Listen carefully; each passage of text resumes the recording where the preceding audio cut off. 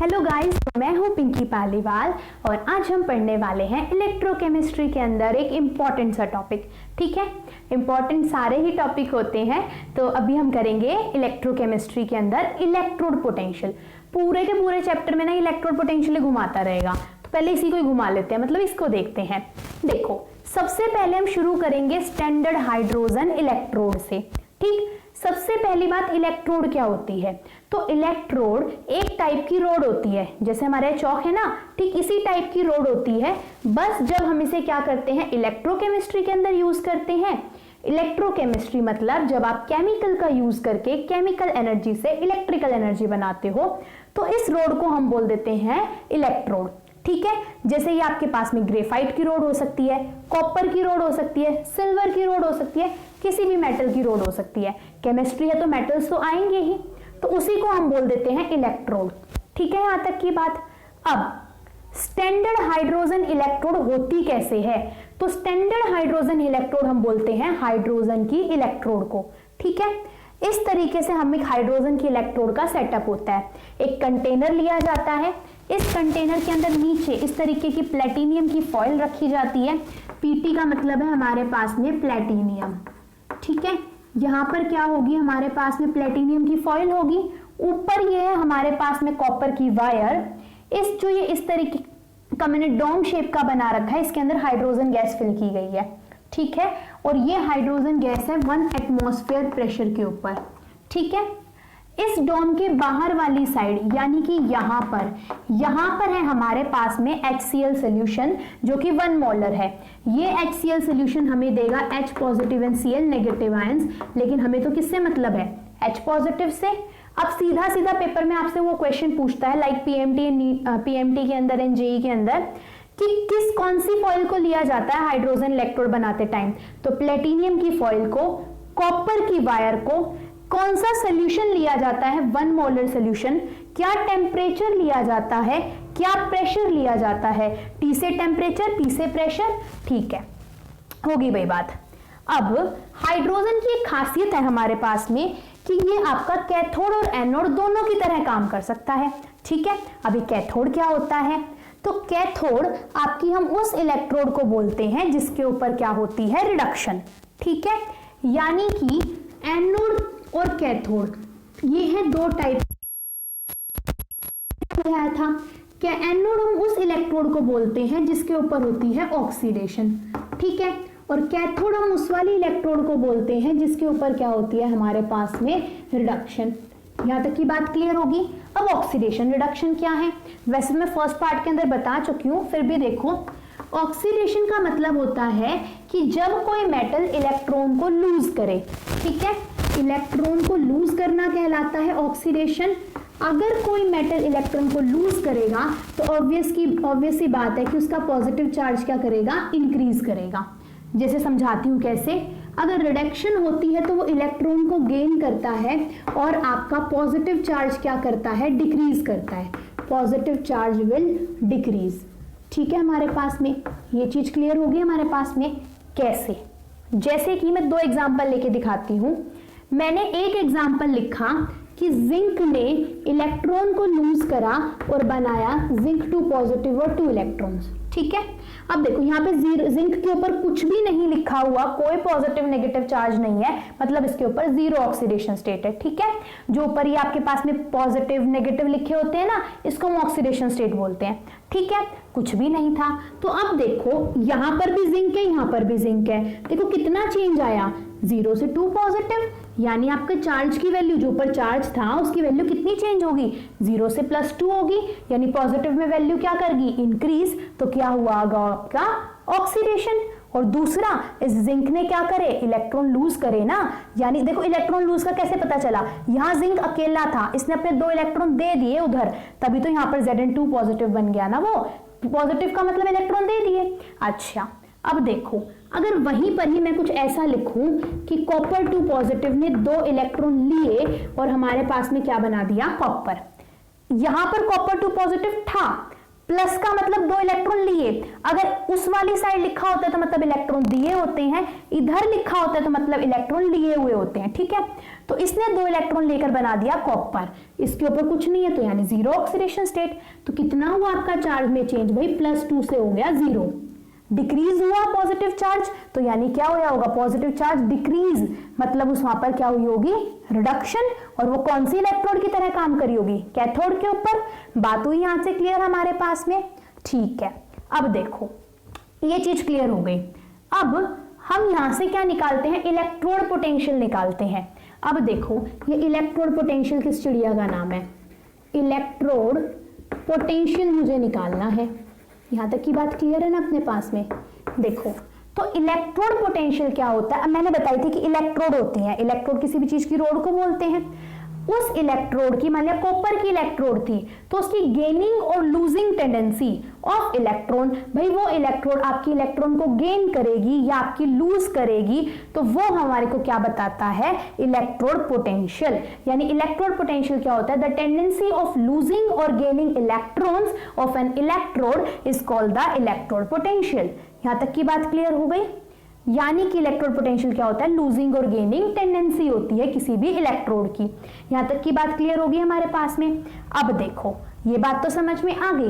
अब जो ये इलेक्ट्रोड पोटेंशियल है ये होता है 2 टाइप का, एक होता है आपके पास में ऑक्सीडेशन इलेक्ट्रोड पोटेंशियल और एक होता है आपके पास में रिडक्शन इलेक्ट्रोड पोटेंशियल। यहां तक की बात क्लियर हो गई।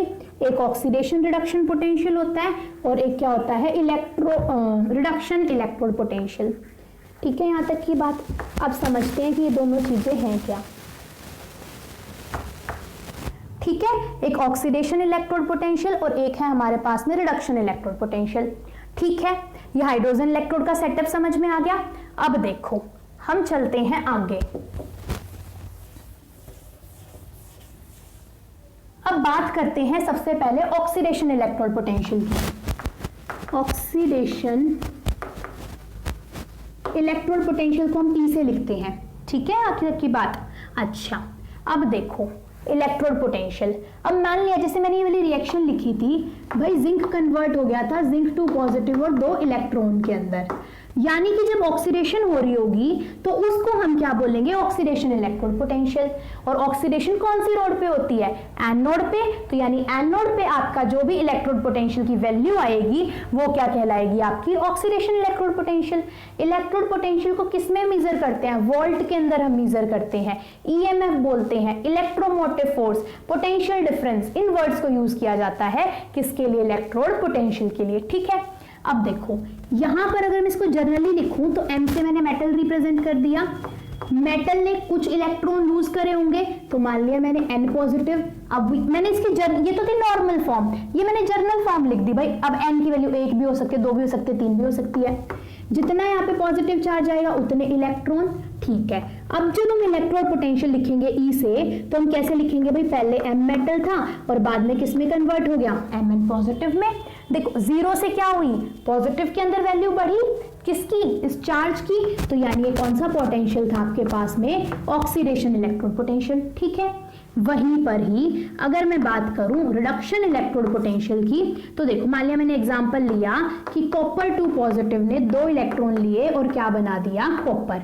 ठीक है हमारे पास में, तो इसकी जर्नल फॉर्म लिखूं तो भाई Mn पॉजिटिव था, उसने कुछ n इलेक्ट्रॉन्स को लिया होगा और क्या बना दिया होगा, मेटल।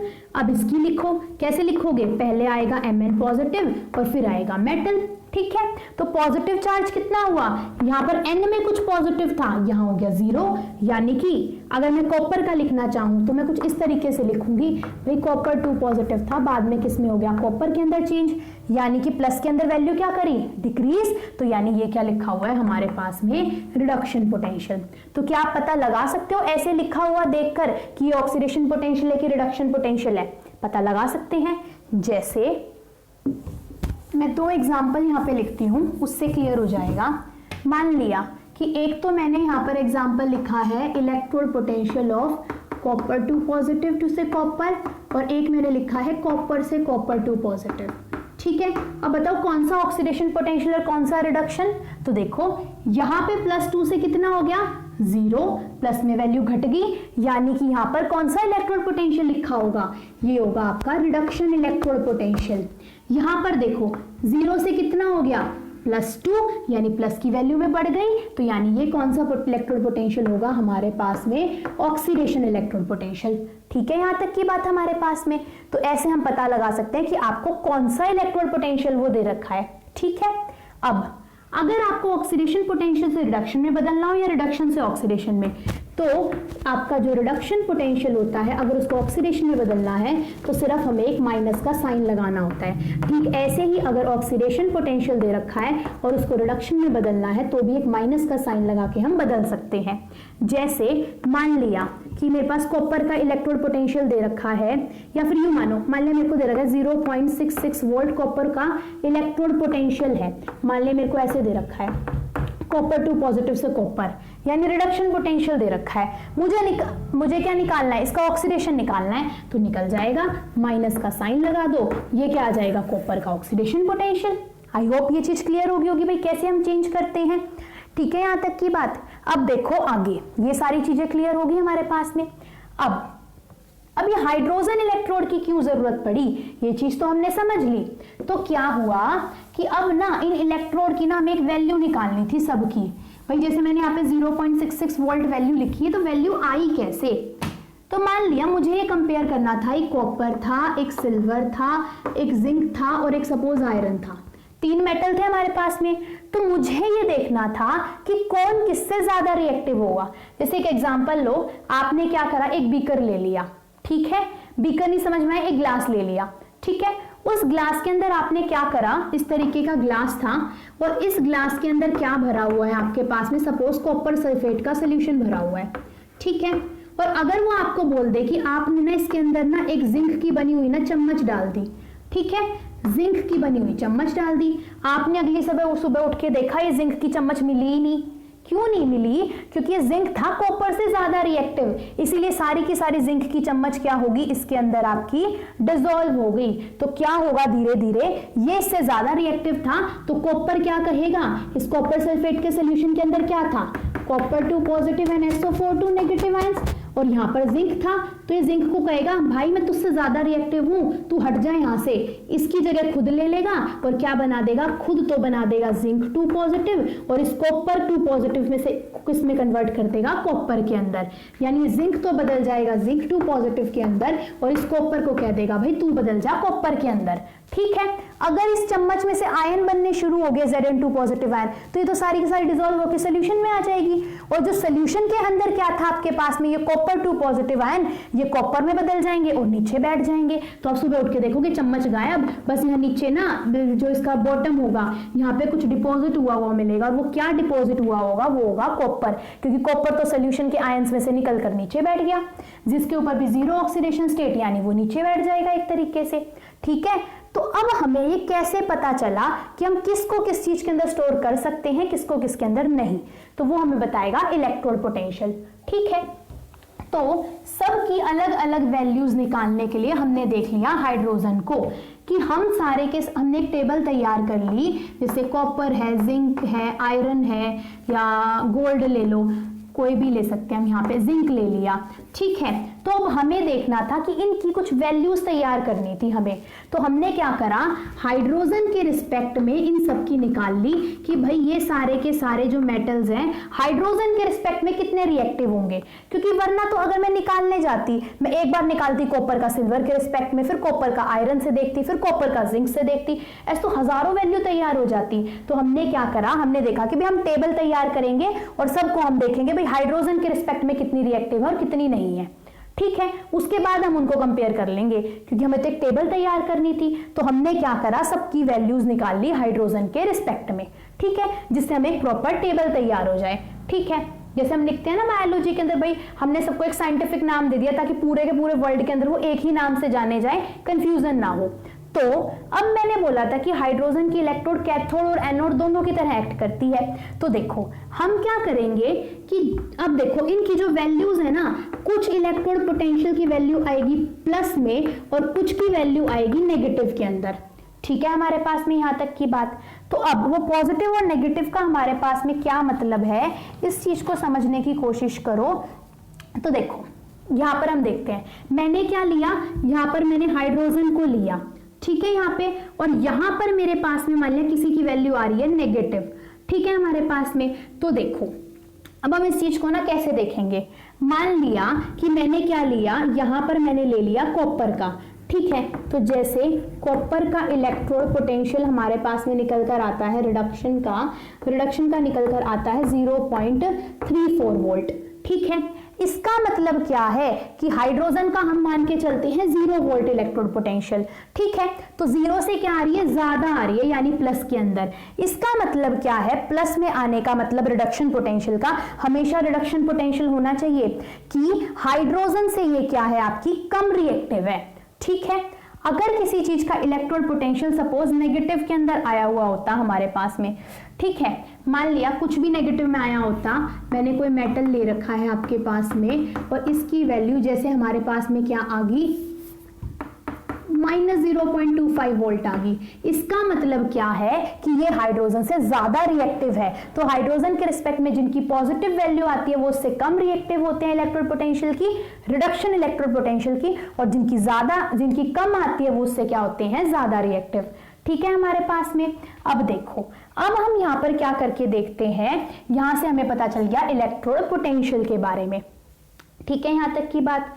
अब तो यहां तक हमारा हो गया भाई कैसे हम हाइड्रोजन के रिस्पेक्ट में इलेक्ट्रोड पोटेंशियल को निकालते हैं। अब हम ना इसके कुछ क्वेश्चंस और करके देख लेंगे इसके नेक्स्ट पार्ट के अंदर, जिससे हमें क्लियर हो जाएगा भाई हम कैसे इसको अप्लाई करें, ठीक है। तो ये वाली वीडियो हम यहीं पर ही खत्म करते हैं।